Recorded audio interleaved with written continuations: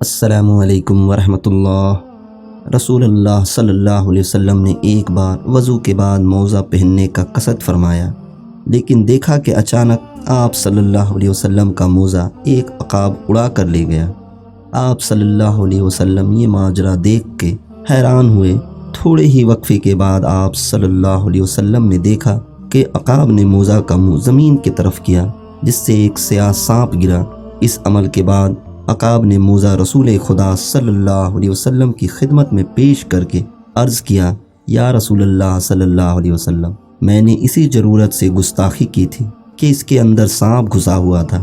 مجھے حق تعالیٰ نے آپ صلی اللہ علیہ وسلم کی حفاظت پر مامور فرمایا، ورنہ میری کیا مجال تھی کہ آپ صلی اللہ علیہ وسلم کہ حضور ایسی بے ادبی کرتا۔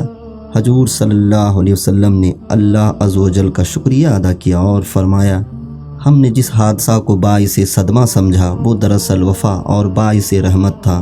عقاب نے عرض کیا، میں نے ہوا میں اڑتے ہوئے موزہ شریف میں سانپ دیکھ لیا، یہ میرا کمال نہیں یا رسول اللہ صلی اللہ علیہ وسلم، یہ آپ صلی اللہ علیہ وسلم ہی کے نور اور روشنی کا فیضان اور عکس تھا۔ آپ صلی اللہ علیہ وسلم تو سراج منیر ہیں۔ اگر کسی دل کے اندھے کو نظر نہیں آتا تو یہ اس کا اپنا قصور ہے، کیونکہ تاریکی کا عکس تاریک ہی ہوتا ہے۔ درس حیات، آئی ہوئی مصیبت کسی بڑی مصیبت سے بچانے کا ذریعہ ہوتی ہیں، اس لیے حالات کو سپرد اللہ ہی رکھنا چاہیے۔